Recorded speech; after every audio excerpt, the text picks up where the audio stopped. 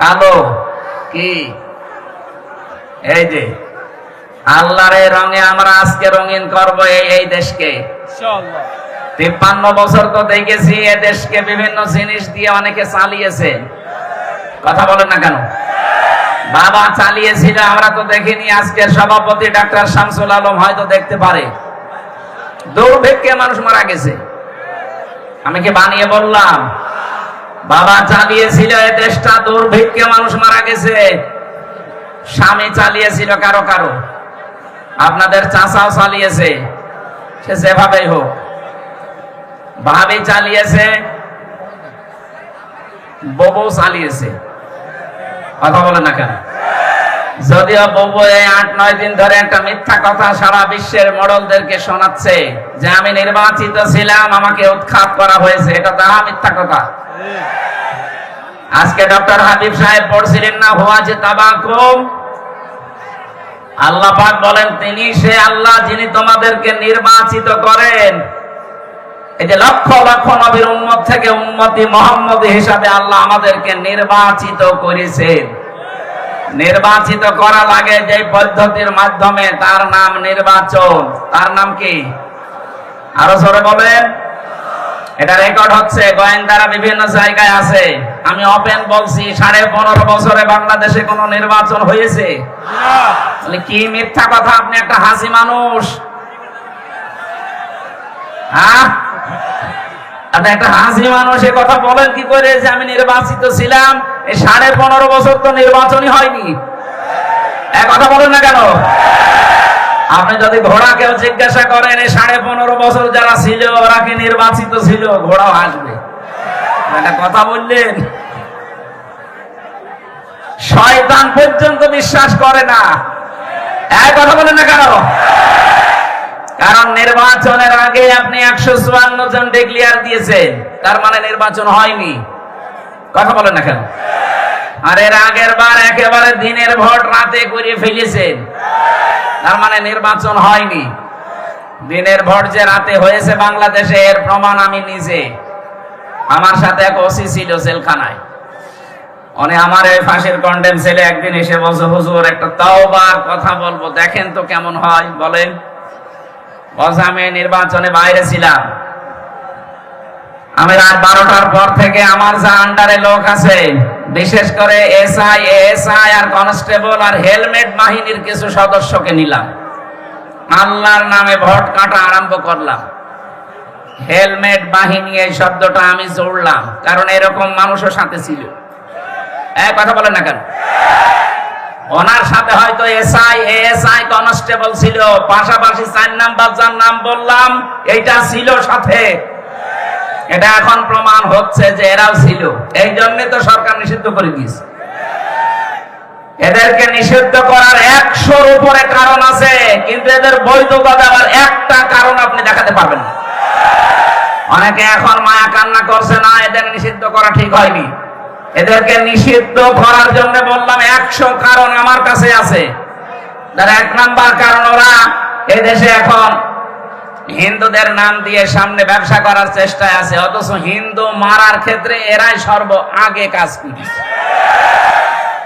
আপনি বলেন, এই যে বিশ্বজিৎকে যারা মেরেছে, ছাত্র শিবির মেরেছে, ছাত্রলীগ সে মেরেছে, সে আমার সাথে জেলে ছিল, শাওন, খুলনায় বাড়ি। অবশ্য হুজুর আমি যখন কপ দিচ্ছিলাম, ও আমারে বলছে, ভাই আমি শিবির না, আমি হাফ হাতা না, আমি ফুল হাতা। তারপরও ছাড়ি নাই। ফুল হাতা বোঝেন? কিছুই বোঝেননি আপনারা, রংপুরের বিভাগের মানুষ, কিভাবে বুঝবেন? ঠিক আছে। ও বারবার বলেছিল যে ভাই আমি শিবির কি, আমি মুসলমানই না, আপনি আমার মারবেন না। এরপরও আমি তারে কপ দিয়ে দুনিয়া থেকে বিদায় করে দিলাম।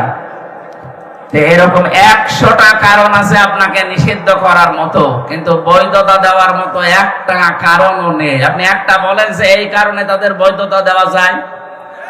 যারা সেঞ্চুরি করে ধর্ষণের পরে মিষ্টি বিলাতে পারে, কোন মায়ের সন্তান তাদের বৈধতা দিতে পারে? তার বিবেকে কাজ করবে? ওটা যদি আপনার মেয়ের সাথে, আপনার বোনের সাথে হয়তো, বলেন তো আপনি কি করতেন? জবাই করে ফেলতেন। এই কথা বলেন না কেন? তাও তো কম হয়ে গেছে যে নিষিদ্ধ করেছে, ওদেরকে অন্তত জবাই করা দরকার যা করেছে 15.5 বছর। জন্মলগ্ন থেকে শুরু করে এই 24 সালের 5 আগস্ট পর্যন্ত এখনো ষড়যন্ত্র থেমেনি ওদের। এখনো পর্যন্ত বলছে এই দিন দিন না, আরো দিন আছে। ওর ওই দিনের কাছে নিয়ে যাওয়া দরকার। কথা বলে না কেন? এক টাকলাকে গত কয়েকদিন আগে কোর্টের প্রাঙ্গণে দাঁড়িয়ে বলতে শুনলাম এজলাসে, বলছে বিচারপতি এ দিন দিন না, আরো দিন আছে। এখনো পর্যন্ত যদি এই কথা ওর মুখ দিয়ে বের হয়, ওর মায়ের হয়েছে। বলেন এদেশে আলেম, এই যে আলেমদেরকে ধরার পরে হাতে বেড়ি শুধু দেয়নি, হাতে ডান হ্যান্ডকাপ লাগিয়ে নিয়ে যাবে না, মাথায় দড়ি টানিয়ে মনে হচ্ছে নিয়ে যাচ্ছে, কাউকে গরুর মতো, কাউকে ছাগলের মতো। আমার মাথায় দড়ি বেঁধেছি। আর এখন যাদেরকে নিয়ে যাচ্ছে দেখা যাচ্ছে কি জামায় আদরে যাচ্ছে হাসতে হাসতে। না, এখানে কোন দুর্বিসন্ধি হচ্ছে। আমরা চাই আমাদের উপরে যা করেছেন তার 100 ভাগের 1 ভাগ অন্তত করেন। দেলার হোসেন সাইদি, শফিকুল ইসলাম মাসুদ, এরা রিমান্ড থেকে বের হওয়ার পরে দাঁড়াতে পারে না, 3-4 জনের কাঁধে ভর করে যাওয়া লাগে। আর এরা রিমান্ড থেকে মনে হচ্ছে জামায় আদরে বের হচ্ছে। এই বৈষম্য দূর করার জন্য ছাত্র জনতা জীবন দেয়নি। কথা বলেন না কেন? এটা একটা বৈষম্য না? আমাদের সাথে কি করলেন, এদের সাথে কি করছে? আমরা চাই যা করেছেন তার অন্তত 100 ভাগের 1 ভাগ তাদের উপরে করেন। চেহারার দিকে তাকালে যেন অন্তত হাজী সেলিমের মতো একটু কান্নাকাটির ভাব দেখায়। আমি এই মামলার হাজিরা দিতে গিয়েছিলাম, শেষ মামলা, দেখলাম আল্লাহর ওলি হাজী সেলিম সাহেব কাঁদতেছে, শিশুর মতো হাউমাউ করে কাঁদে। অত আর নৌকা বলতে পারে না, কথা বন্ধ করে দিয়েছে আল্লাহ, বলো হৌকা। সম্মানিত ভাইরা, আমরা আইএমএ জাহিলিয়াত কিতাবে পড়েছি, ইতিহাসে পড়েছি, আমি জাহিলিয়াত 15.5 বছর দেখেছি। কথা বলেন না কেন? নতুন আর কোন জাহিলি যুগ আমরা এই দেশে দেখতে চাই না। অনেকে এখনো ষড়যন্ত্র চালাচ্ছে নতুন একটা যুগের তৈরি করার জন্য। এতগুলো মানুষ জীবন দিয়েছে নতুন কোন যুগ দেখার জন্য না। যারা জীবন দিয়েছে তাদেরকে কবরে যে জিজ্ঞাসা করবেন, প্রত্যেকেও বলবো আমরা আল্লাহর বিধান দিয়ে দেশ চালাতে চাই।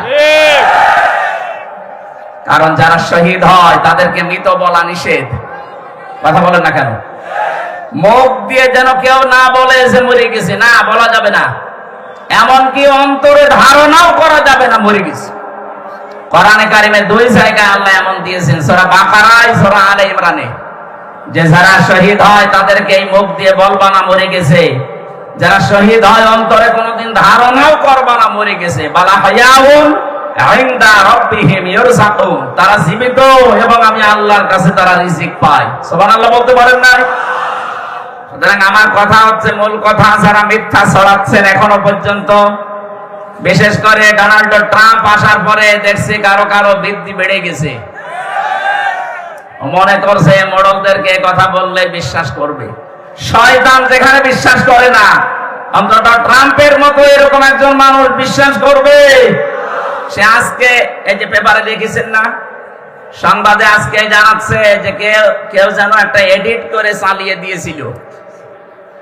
ডোনাল্ড ট্রাম্প ক্ষমতায় আসার পরে নাকি জানিয়েছে যে বাংলাদেশের প্রধানমন্ত্রী শেখ হাসিনা, অথচ 40 মিনিট তার কাছ থেকে বক্তব্য নিয়েছে সাংবাদিক, একটা বারের জন্য বাংলাদেশ সম্পর্কে কোনো কথা সে বলে নাই। এই এডিট করে করে মানুষকে আর কত অডিও কল শোনাবেন বলেন তো? নিজেই কল দেয়, নিজেই রেকর্ড করে, নিজেই এডিট করে, নিজেই ছেড়ে দেয়। এগুলো এখন প্রমাণ পাওয়া যাচ্ছে।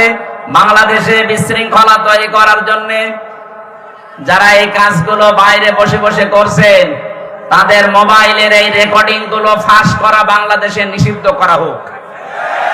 কথা বলেন। আমরা চাই দেশটা যেভাবে শান্ত আছে এভাবে আরো শান্ত হোক।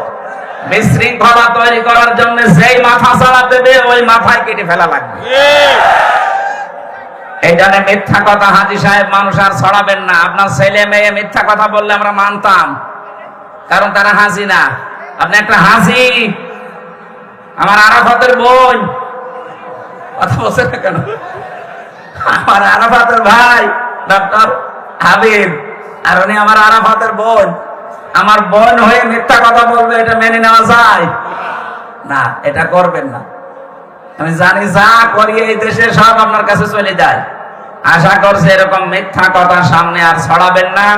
মানুষের সিম্পিতি আর পাবেন না। এতদিন যা পেয়েছেন মানুষ এখন বুঝে ফেলেছে। মানুষের ভেতরে আল্লাহ ভয় তৈরি করে দেয় 5টা কারণে। কয়টা বলেন বলেন? নবীজি যাইতেন নবুয়ত পাওয়ার পরে এসে বলেছিলেন, খাদিজা আমাকে ঢেকে দাও, জাম্মিলুনি ইয়া খাদিজা, আমি ভয় পেয়েছি। রংপুর বিভাগের মানুষেরা খেয়াল করে শোনেন, আল্লাহ রাব্বুল আলামিনের নবী খাদিজাতুল কুবরাকে যখন বলেছিলেন আমি ভয় পেয়েছি, আমার জীবনের উপর আমার আশঙ্কা হচ্ছে, আমাকে ঢেকে দাও, খাদিজাতুল কুবরা ওই দিন 5টা কথা বলেছিলেন। 1 নম্বরে বলেছিলেন, ইয়া আবুল কাসেম, হে আমার স্বামী, আপনি ভয় পাবেন না। কাল্লা ওয়াল্লাহি মা ইউখজিকাল্লাহু আবাদান, কখনোই না, আল্লাহ আপনাকে কোনোদিন ভয় দেখাতে পারে না। ইন্নাকা লা তাসিলুর রহিমা, কারণ আপনি রক্তের সম্পর্ক, আত্মীয়তার সম্পর্ক ঠিক রাখেন। এগুলো আপনি সম্পর্ক আবার জুড়ে দেন, আপনি নষ্ট করেন না আত্মীয়তার সম্পর্ক, আপনাকে আল্লাহ ভয় দেখাবে না। এ হাদিস দ্বারা বোঝা যায় যারা মানুষের সাথে সম্পর্ক নষ্ট করে তাদের ভেতরে অজানা একটা ভয় আল্লাহ তৈরি করে দেয়। কথা বলেন না কেন? এটা আপনি পালিয়ে গেলেন, আপনি তো আত্মীয়তার সম্পর্কগুলো সব ছিন্ন করেছেন। অন্তত রংপুর বিভাগের মানুষেরা, এই বিভাগে যেহেতু আপনার শ্বশুর বাড়ি, এরা তো সব আপনার দেবর নাই শ্বশুর, এদের কেউ বলে গেলেন না? এই বিভাগের মানুষকে তো অন্তত বলে যাওয়ার দরকার ছিল যে আমরা, আমার শ্বশুরের এলাকার লোক, এরা হয় আমার দেবর হবে না শ্বশুর হবে। এই দেবর শ্বশুর ভাসুর গুলো আজ আমার মনে হচ্ছে এতিম হয়ে গেছে। এদের সাথে রক্তের সম্পর্ক, এদের সাথে আত্মীয়তার সম্পর্ক, এদের সাথে আপনার রেহেমের সম্পর্ক, কারণ আপনার সন্তান ছেলে মেয়ে সব এই বিভাগ থেকেই তৈরি হওয়া। কথা বলেন না কেন?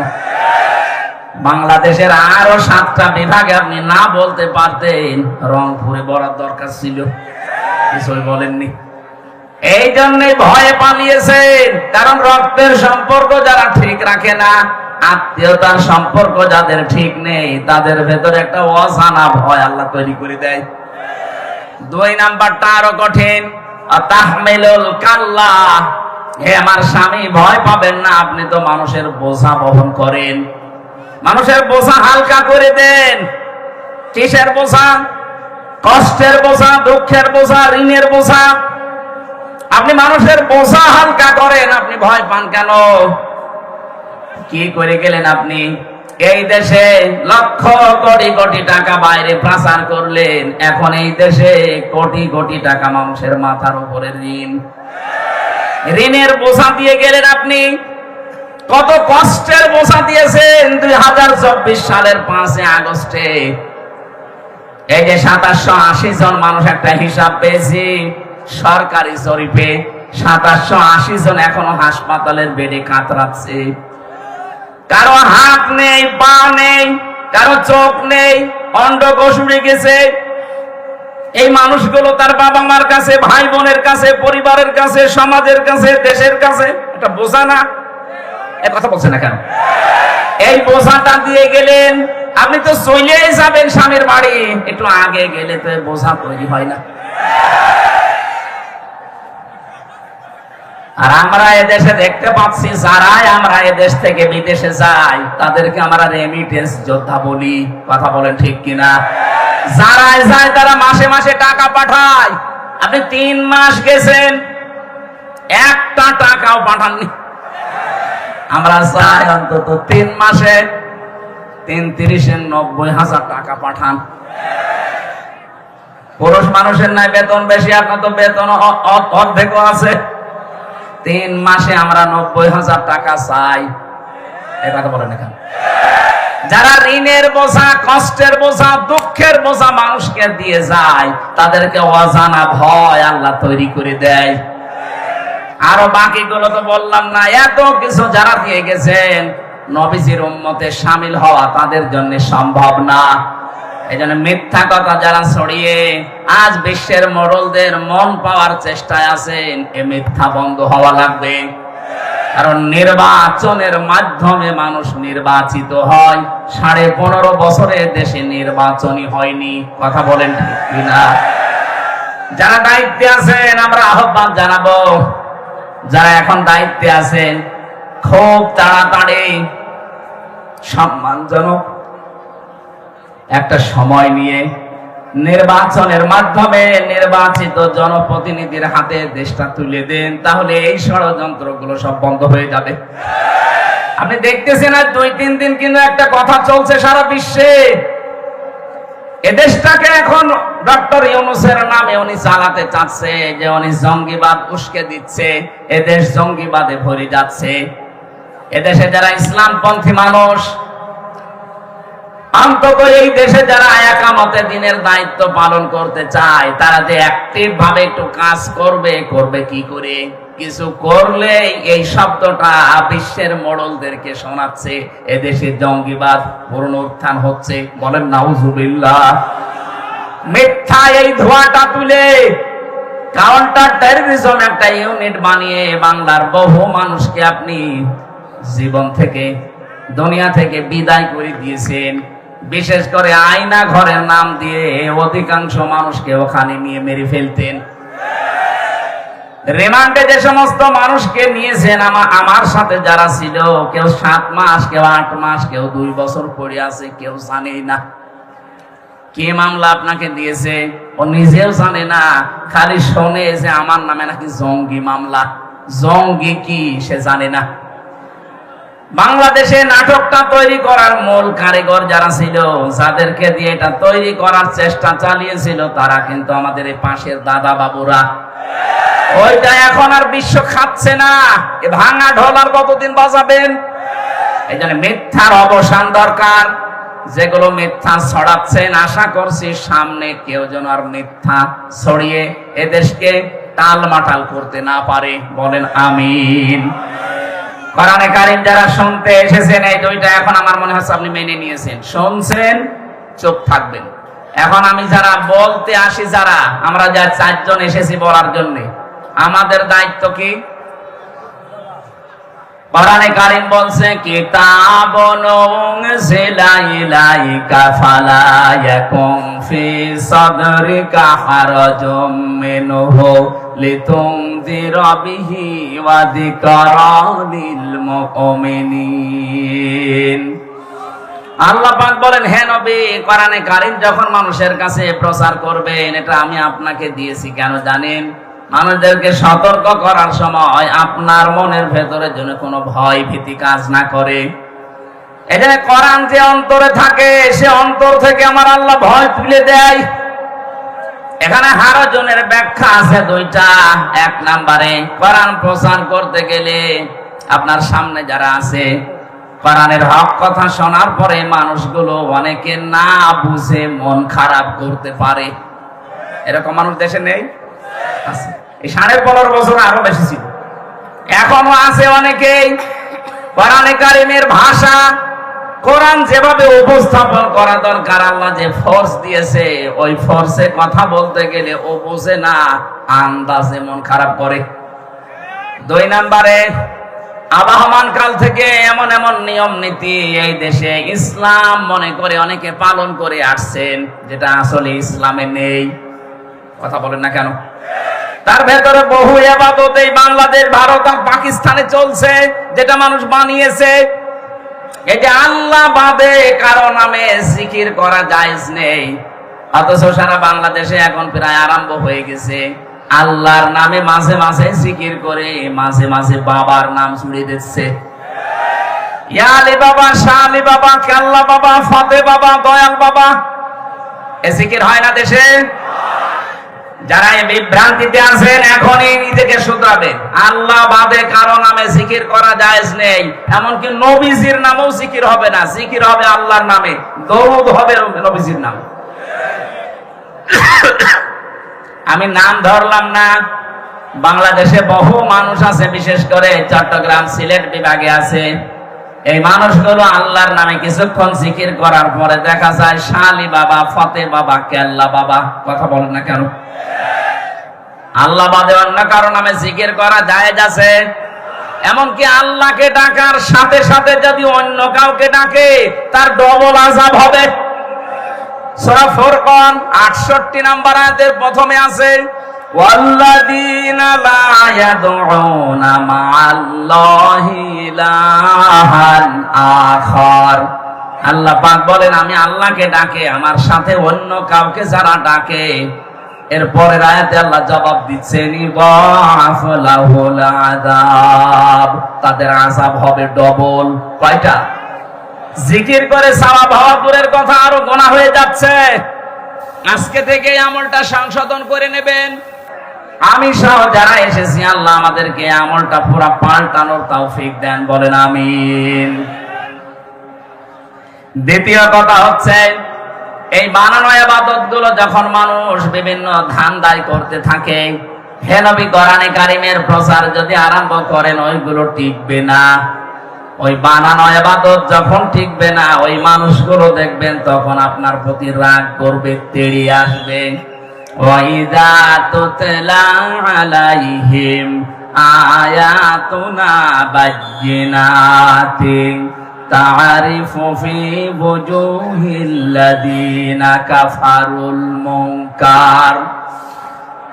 রব্বুল আলামিন সূরা হজের ভেতরে জানিয়েছেন, যখন আপনি কোরআনে কারীম তেলাওয়াত করে তাদেরকে বোঝাবেন স্পষ্ট দলিল আর প্রমাণ দিয়ে, নবী আপনি দেখতে পাবেন ওই মানুষগুলো রাগ করে আপনার দিকে চোখ মোটা করে গরম দিয়ে তেড়ে আসতেছে। আমরা এতদিন দেখেছি অনেক আলেমের কাছ থেকে মাইক পর্যন্ত এদেশে 15.5 বছরে কেড়ে নিয়েছে। ও আলেমরা কি বাবার কথা বলতো? কথা বলেন। বহু আলেমের কাছ থেকে আমি মাইক কেড়ে নিতে দেখেছি, বহু আলেমকে স্টেজে উঠতেই দেয়নি। এই কথা বলেন না কেন? 1500 বছর আগে কাফেরদের চরিত্র আল্লাহ যেটা বলেছিলেন, 1500 বছর পরে দেখলাম অনেকের সাথে এই চরিত্র মিলে যাচ্ছে। যার সাথে চরিত্র মিলবে তাকেও তো সেই নামে ডাকা লাগবে। কথা বলেন না কেন? ওই জামানায় যারা কোরআন প্রচারে বাধা দিত, তারা যদি কাফের হয়, এই 2024-এর আগ পর্যন্ত যারা কোরআনে কারিমে প্রচারে বাধা দিয়েছে, এরা কি? আরো জোরে। কাফেরের সাথে আত্মীয়তা করা জায়েজ আছে? তারা মরে গেলে কবরে দেওয়া জায়েজ আছে? জানাজা, এগুলো যদি আমরা একটু কড়াকড়ি করতে পারতাম, এদেশে বহু মানুষ পরিবর্তন হয়ে যেত। আর এইভাবে যদি বাবা শাহজালাল সব হালাল চলে, আগামীতে যারা চেয়ারে বসবে তারা দেখবেন ডবল সালেম হবে। কথা বলেন না কেন? এই জন্য আমরা চাই এদেশে যারা অপরাধ করেছেন, আপনাদের অপরাধ আপনারা মাফ করে নেন, যেভাবে মাফ চাওয়া দরকার। যার কাছে অপরাধ করেছেন তার কাছে স্বীকার করেন, তার ক্ষতি হয়ে গেলে ক্ষতিপূরণ দেন, এরপরে বলেন আস্তাগফিরুল্লাহ, আল্লাহ আপনাকে মাফ করে দেবে। কথা বলেন ঠিক কিনা? কিন্তু বাস্তবে আমরা উল্টা দেখছি। এত বড় অপরাধ করার পরেও অনেকে দেখতে পাচ্ছি অনুশোচনা দূরের কথা, অনুতপ্ত দূরের কথা, এই মানুষগুলোর বৃদ্ধি আরো বাড়তেছে। মানুষ যখন জুলুম করতে করতে একেবারে শেষ পর্যায়ে পৌঁছিয়ে যায়, তাকে আল্লাহ কয়েকটা জিনিস থেকে চিরবঞ্চিত করে দেয়। তার এক নম্বরে আল্লাহ তাকে আর হেদায়েত দেয় না। ফেরাউন যখন ডুবে যাচ্ছিল, ওই সময় কিন্তু স্বীকৃতি দেওয়ার রাস্তায় ছিল। ও বলেছিল আন্নাহু লা ইলাহা ইল্লাল্লাযী আমানাত বিহি বানু ইসরাঈল। আমি ঈমান আনলাম আল্লাহর উপরে, যার উপরে বনি ইসরাঈলরা ঈমান এনেছে। আনা মিনাল মুসলিমিন, আমি তো মুসলমান। এরপরও ফেরেশতারা আমাকে পানির ভেতরে চোবায় কেন? আল্লাহ তখন ডাক দিয়েছেন আল আন, এখন। আকাদ আসাইতা ক্বাবলু ওয়া কুনতা মিনাল মুফসিদিন, এর আগে তুমি সবচেয়ে বড় সন্ত্রাসী, ফ্যাসাদকারী, ফ্যাসিস্ট ছিলে। এর আগে সবচেয়ে বড় জুলুমবাজ ছিলে। তোমার কারণে আমার হাজারো বান্দা শান্তিতে থাকতে পারে নাই। আমার মনে হয় হাজার হাজার বছর আগে ফেরাউন জুলুম করার কারণে যেমন হেদায়েত থেকে বঞ্চিত হয়ে গেছে, 2024-এর আগ পর্যন্ত যারা জুলুম করেছে, যারা সরাসরি জড়িত ছিল, তাদেরকেও আমার আল্লাহ হেদায়েত থেকে বঞ্চিত করে দিচ্ছে। এত চেষ্টা চালাচ্ছে মানুষ, এত কিছু বলছে না, তার পরিবর্তন নেই। আবু জেহেল যেদিন বদরের ময়দানে যাবে, ওইদিন কাবার গিলাফ ধরে বলেছিল, কাবার মালিক তুমি একজন আছো আমি জানি, মুহাম্মদের বিরুদ্ধে যাচ্ছি যুদ্ধ করার জন্য বদরে, সত্যের পক্ষে যে আছে তাকে তুমি বিজয় দিও। ওর দোয়া আল্লাহ কবুল করে নিয়েছে, কারণ ও তো সত্যের পক্ষে ছিল না। ওই ময়দানে যাওয়ার পরে যখন ওকে হযরতে আব্দুল্লাহ বিন মাসউদ বুকের উপরে ওঠার পরে ছুরি চালিয়েছে, তখন জিজ্ঞাসা করেছে মানান তাকে তুমি? হযরতে আব্দুল্লাহ বিন মাসউদ ওই সময় জবাব দিয়েছিলেন আমি ইবনে মাসউদ। ওকে ডাক দিয়ে বলছে, দেখো তুমি আমার গলা যখন পোঁচ দেবে ছুরি দিয়ে একটু বড় করে কাটবে, কারণ মানুষ যেন দেখে বুঝতে পারে যে এটা নেতার মাথা। জোরে বলেন নাউজুবিল্লাহ। ১৫০০ বছর আগে আবু জেহেল বিদায় নিয়েছে, কিন্তু তার প্রেতাত্মা এখনো পর্যন্ত বিভিন্ন দেশে ঘুরতেছে। এখনো অনেকে এত অপমান হওয়ার পরেও ওর দেখেন তেজ কমছে না। কথা বলে ঠিক কিনা? এতে কালামানি কালকে দেখলাম কলার পাতায় আল্লাহ শুইয়েছে, বিসি উড়ে গেছে, লজ্জা আছে ওর, এরপর হাসতেছে। আমার তো মনে হচ্ছে ১৫০০ বছর আগের ইতিহাস পড়ার পরে আবু জেহেলের সাথে অনেকের জীবন মিলে যাচ্ছে। এই মানুষগুলোকে আল্লাহ হেদায়েত দেবে না, এই মানুষগুলোর অনুশোচনা নেই, অনুতপ্ত হওয়ার কোনো কিছু আমরা দেখতে পাচ্ছি না। কথা বলেন ঠিক কিনা? হাজারো নিরীহ মানুষকে বিচারের এই চেয়ারে বসে অবিচারের মাধ্যমে দুনিয়ার জীবন থেকে বিদায় দিয়েছে। কথা বলেন ঠিক কিনা? এই জন্য যারা জুলুম করেন, জুলুম থেকে যদি অব্যাহতি পেতে চান, আল্লাহর মামলার আসামি আপনি, যদি এই কেস থেকে মুক্ত হতে চান, যার কাছে অপরাধ করেছেন, জুলুম করেছেন, তার কাছে ক্ষমা চাবেন, আর তার ক্ষতি করে থাকলে ক্ষতিপূরণ দেবেন। কথা বলেন না কেন? আমার জীবন থেকে 3টা বছর আপনি কেড়ে নিলেন, আমার বাবার লক্ষ লক্ষ টাকা আপনি হাতিয়ে নিয়েছেন এই মিথ্যা মামলার মাধ্যমে। আমি চাই আমার মামলার আয়ু থেকে একেবারে টপ টু বটন যারা জড়িত, তারাও 3 বছর জেলে থাকবে আমার মতো, আর আমাকে ওই লক্ষ লক্ষ টাকা ক্ষতিপূরণ ফিরিয়ে দেবে। নাই তো শুধু আস্তাগফিরুল্লাহ পড়বেন আর আপনার মাফ হয়ে যাবে। এতে আমি কি ঘাস কাটছি? আমার মতো হাজারো হামজা এই কথা বলেন না কেন? এজন্য আমরা আপনাকে বাঁচাতে চাই। আপনি এই বিভ্রান্তিতে পড়ে শুধু আস্তাগফিরুল্লাহ পড়ে চলে যাবেন না। অপরাধ যার কাছে স্বীকার করবেন তার কাছে। আরো জোরে বলেন। দিনের বেলা যদি লজ্জা করে, রাতের বেলা যাবেন, যে বলবেন ভাই আমার ভুল হয়ে গেছে, যে কোনো কায়দায় আমি অপরাধ করেছিলাম, আমারে মাফ করে দেন। আরে 15.5 বছরে যে ক্ষতি আপনার করেছি আমি ক্ষতিপূরণ দিয়ে দিলাম, আপনি নেন। আপনার আমার মনে হয় এইভাবে যদি সারা বাংলাদেশে ক্ষমা শুরু হয়, অনেক মানুষ আমরা বেঁচে যাব। আর আগামীতে যদি কাউ জেলে চেয়ারে বসতে চায়, তারা এই চিন্তা ভাবনা করে বসবে না, ভাই জুলুম করা যাবে না। কথা বলেন ঠিক কিনা? আল্লাহ আমাদেরকে বুঝ দেন, বলেন আমিন। কোরআনে কারীম থেকে একটা আয়াত পড়েছি, ডক্টর হাবিব ভাই পড়েছিল 78 নম্বর আয়াত, আমি পড়েছি 77 নম্বর আয়াত, সূরা হজ। আল্লাহ রাব্বুল আলামিন শুধু ঈমানদারকে এখানে ডাক দিয়েছেন, কোন বেঈমান আজকের আলোচনায় নেই। এজন্য যদি বেঈমান এখানে থাকেন, আপনি চলে যান। ওই যে চলে যাচ্ছে, বেঈমানের জন্য আজকের আলোচনা না, আজকের আলোচনা ঈমানদারের জন্য। ওই বেঈমান তাড়াতাড়ি বের করে দিন। চলে যান ভাই, চলে যান। আবার বসে যাচ্ছে মানে বসেন, কথা শোনা লাগবে, বসেন। ঠিক আছে, বসেন বসেন, আপনি বসেন, সমাধান পরে করি। লালমনিরহাট বাসী খুব খেয়াল করে শুনবেন আয়াতটা। আমি জানি এটা পরিচিত আয়াত, আপনি এর ভেতর থেকে কিছু তথ্য আজকে বাড়ি নিয়ে যাবেন। আল্লাহ রাব্বুল আলামিন ডাক দিচ্ছেন, ইয়া আইয়ুহাল্লাযীনা আমানু, ওহে যারা ঈমানের দাবি করো। এ দাবি আমাদের আছে না নেই? এই কথা বলছেন, এ দাবি আমাদের আছে না নেই? আমরা কি ঈমানদার না বেঈমান? আপনার ঈমান আছে কিনা আগে এটা পরীক্ষা করেন, তারপরে চলে যাবেন। যদি ঈমান না থাকে চলে যাবেন, কারণ আজকের আলোচনায় আপনি নেই। এখানে আল্লাহ শুধুমাত্র ডাক দিয়েছে ঈমানদার না বেঈমান। আরো জোরে বলেন। নবীদের কাছে সাহাবী প্রশ্ন করছেন, হে নবী, আমার যে ঈমান আছে আমি টের পাবো কি করে? নবীজি বললেন, ইদা সাররাতকা হাসানাতুকা ওয়া সাআতকা সাজ্জিয়াতুকা ফা আনতা মুমিন। মুসলিম শরীফের ভেতরে আছে। নবীজি বললেন, যখন তোমার ভালো কাজগুলো তোমাকে আনন্দ দেবে, অন্যায় কাজ করলে তোমার ভেতর থেকে একটা বাধা আসবে। অন্যায় কাজ করলে তোমার অন্তর থেকে একটা বাধা আসবে। ফান্তা মুমিন, তখন বুঝবে তোমার ঈমান আছে। আজ আমরা অনেকে এমন আছি, ভালো কাজ সবার কাছে ভালো লাগে না, অন্যায় কাজ দেখলেও সবার কাছে অন্যায় মনে হয় না। কথা বলেন ঠিক কিনা? এই আয়না ঘরের সাথে যারা জড়িত ছিল, এটা কি অন্যায়?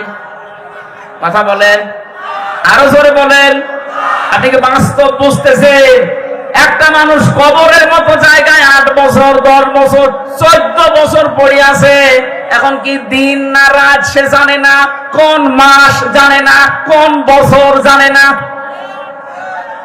এরকম একটা ভয়ঙ্কর জায়গায় আপনি রাখলেন তাকে, এটা জানতেন যে আছে। এই খারাপ কাজ দেখার পর আপনার ভেতর থেকে কোনো বাধা আসে নাই। আপনি হজ 14 বার করেই করবেন কি, আর 25 বার করেই করবেন কি? আপনার তো ঈমান নেই, আপনি বেঈমান। বলেন। আমি মাঝে মাঝে রিমান্ডে যখন চিন্তা করতাম, আল্লাহ যারা দায়িত্ব পালন করে যায় এখানে, এরা যে আচরণ গুলো করে, বিশেষ করে এই রিমান্ডে যারা দায়িত্ব পালন করে, এরা বাইরে যে সংসার করে কি করে, এই মানুষগুলোর কি বিবেক মরে গেছে?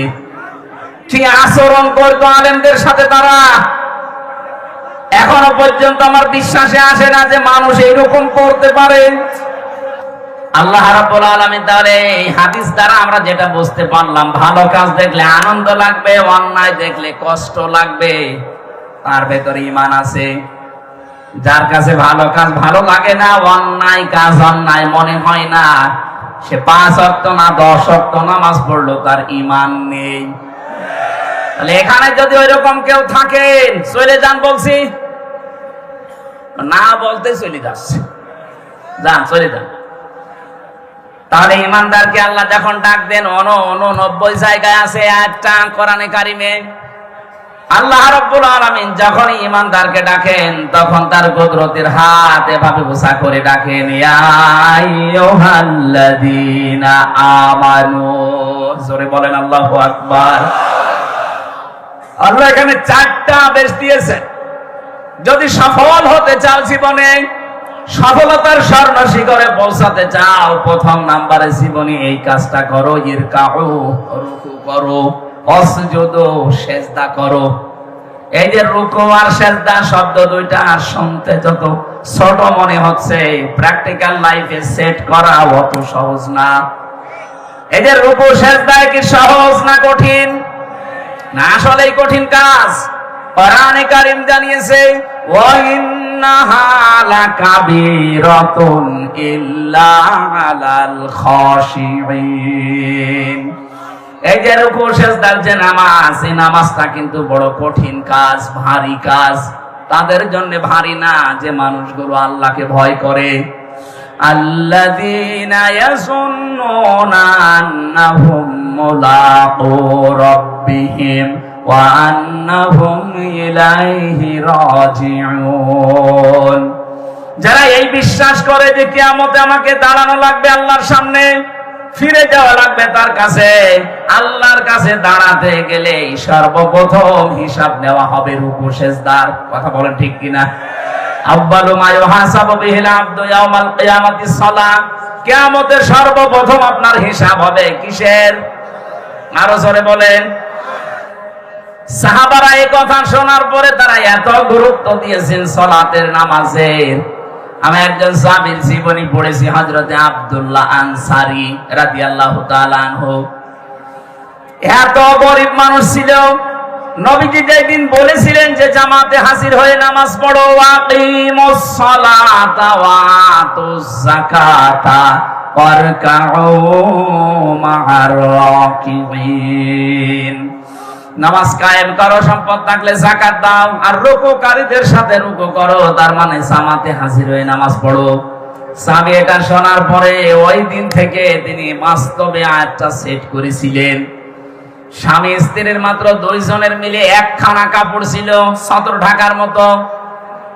স্ত্রীকে গর্তের ভেতরে রেখে উনি নামাজে যায়, নামাজ শেষ করে ফরজ তাড়াতাড়ি বাড়িতে চলে আসে। হযরত ওমর একদিন নালিশ দিলেন, হে রাসূল, এ আব্দুল্লাহ আনসারী এ মুনাফিক মনে হয়, কেন আসে সবার পেছনে, ফরজ নামাজ হয়ে গেলেই দৌড় দিয়ে চলে যায়। বিশ্ব নবী বললেন, না, আন্দাজে ধারণা করবা না, কারণ মানুষের মনের খবর জানে কে? আরো জোরে বলেন। বাংলাদেশে আমরা এখন অনেক বিষয় একটু গভীরে চিন্তা করলে দেখেন, যে মানুষগুলোকে আজ আকীদা খারাপ বলে এই যে 1000 বছর থেকে ফতোয়া দিয়ে আসতেছেন, আমার তো মনে হয় কমপক্ষে 70-80 বছর এই গুণগান চলছে এই দেশে। জিকিরটা আমাদের এই সমস্ত খুলনা, রাজশাহী, নওগাঁ, এই রংপুর, এই 3টা বিভাগে খুব কম, এগুলো চলছে বেশি সিলেট বিভাগে। এরা বড় বড় বিশাল আয়োজন করে এরা মানুষের আকীদার ভুল ধরে, সামনাসামনি যেটা দেখা যায় ওইটার ভুল ধরে না। ছেলেটা স্কুলে যেতে চাচ্ছে না, মা জিজ্ঞাসা করছে কি হয়েছে, বলছে আমার গায়ে জ্বর। কই এদিকে আয়, গায়ে হাত দিয়ে দেখেন না ঠান্ডা, হয় ওর তো জ্বর নেই। বলছে মা জ্বর নেই তাতে কি, আমার মাথা কেমন কেমন ব্যথা লাগছে। কই দেখি, মাথা ব্যথা হলে এইদিকে তো একটা রগ একটু ফুলে থাকে, এই ঠিক আছে, মাথা ব্যথা না। এবার বলছে মা আমার আর একটা সমস্যা আছে। কি? আমার পেটের ভেতরে ব্যথা করছে। এমন একটা জায়গার নাম বলেছে যেটা দেখানো যায় না। কথা বলে না কেন? আপনি আকীদা খারাপ জিকির করছেন কত বছর, এমন একটা জিনিসের নাম বলে যেটা দেখানো যায় না। আকীদা যদি এদের খারাপ হবে, একটা বারের জন্য চিন্তা করেন না কোনদিন। এরা কত সুযোগ সুবিধা পাওয়ার কথা ছিল। সেদিন মামুনুল হক ভাই যশোরে বলছিলেন, আল্লামা শহীদ দেলাওয়ার হোসেন সাইদি রহমতুল্লাহ আলাইহি, তাকে বহু অফার দেওয়া হয়েছিল, তিনি সবগুলোকে দোপায়ে মারিয়ে বলেছেন না ফাঁসির দড়ি, তারপরও আমি ওই দিকে যাব না। আপনি একটা বারের জন্য একটু দড়ির কাছে যান তো, বাস্তবতা অত সহজ না। একটু দড়ির কাছে গিয়ে বলেন তো, হ্যাঁ আপনার আকীদা কত নম্বরে আছে আমি দেখবো। 76 জন আলেম আমার সাথে ছিল এক জায়গায়, 76 জন। আমি মনে হয় সবার ছোট। এত বড় বড় মুরব্বী আলেম, আমার দাদা বাবার বয়সী। দেখতাম নিজেরা হতাশ হয়ে, পেরেশানে, অস্থির হয়ে কাঁদত। অথচ যাদের আকীদা ঠিক নেই বলা হয়, তাদের সাথে তো আমি ছিলাম। এ মানুষগুলোর হতাশা, অস্থিরতা, এগুলো আমি একদিনের জন্যও দেখিনি। এদের যোগাযোগ বিচ্ছিন্ন করে দিয়েছে, এই জন্য এ মানুষগুলো হতাশ হয়ে গেছে, না জানি আর কোনোদিন সূর্য উঠবে না। অথচ ওদের সব কিছু বিচ্ছিন্ন, এরপরও মানুষের ভেতরে আমি হতাশা পাইনি। নিজে পরীক্ষা করার জন্য বলেছিলাম, স্যার এখানে টাকা পয়সা খরচ করলে গোপনে ছোট মোবাইল পাওয়া যায় কারারক্ষীদের মাধ্যমে, এনে দেই। কেন? আপনার ছেলে আছে, ছেলে তাতে কি? আপনার স্ত্রীর সাথে কথা বলেন, বলে ওগুলো আমি আল্লাহর রাস্তায় দিয়ে এসেছি, আল্লাহ দেখবে। এ কথাটা ওই ময়দানে দাঁড়িয়ে বলা অত সহজ না যত সহজে হামজা এখন বলছে। ওই জায়গায় টিকে থাকা অত সহজ না। আজকের এই যে ডক্টর হাবিব ভাই, উনি ছেলে থাকাকালীন ওনার স্ত্রী আমাকে বলেছিল যে ওনার চাকরিটা নাকি চলে যাবে। আমি ভেতরে খোঁজ খবর নিয়েছিলাম কত শক্ত ওই সময় পর্যন্ত, তাও তো আমরা ওই মানের লোক না। এই পর্যায়ে থাকার বলে বলে যা কলেজের চাকরি চলে যা, কিন্তু যে রাস্তায় আছি এই রাস্তা থেকে আমি এক চুলও নড়তে রাজি না। আপনি কাকে বলেন আকীদা ঠিক নেই? এই মানুষকেই তো বলেন যে আকীদা ঠিক নেই। কি আকীদা আপনার? আপনার যে আকীদা আমি 9টা এখন আমার মোবাইলে আছে, এই আকীদা গুলো বিশ্বাস করলে তার ঈমান চলে যাওয়ার কথা। আর আপনি ওই আকীদা নিয়ে ফতোয়া দিচ্ছেন যে আপনাদের আকীদা ঠিক নেই।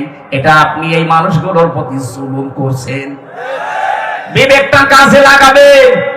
কি করেছেন ইসলামের জন্য? শুধু পেট আর জহম্মা বাদ দিলে কিছু নেই আপনার। যাদের মনে আকীদা ঠিক নেই তারা কি করেনি, জীবন পর্যন্ত দিয়ে দিয়েছে। আমি নিচে নামলাম না তাই বলেন তো, আপনার বিবেকের কাছে প্রশ্ন করে কি করেছেন আপনি? ইসলামের নাম ভাঙিয়ে শুধু জহব্বা আর এই পেট বাদ দিলে আপনার আর কিচ্ছু থাকে না। আর যাদের বিরুদ্ধে এই অভিযোগ গুলো নিয়ে আসেন যে ওদের আকীদা ঠিক নেই, ওদের আকীদা তো ওই আকীদা আমার আল্লাহকে আমার মনে হয় দেখে দেখে তারা বলেছিল ক্বালু রাব্বুনাল্লাহু সুম্মা ইসতাকামু তাতানাজ্জালু আলাইহিমুল মালাইকা। আমি যে হাদিসটা বলার জন্য পর্যন্ত এসেছিলাম, সাহাবী ডাক দিয়ে বলে, হে রাসূল আপনি একটু খোঁজ খবর নেন। তারপরেও নবীজি বললেন ঠিক আছে, আন্দাজে ধারণা করবা না কারো উপরে, চলো যাই। আসরের নামাজ পড়ে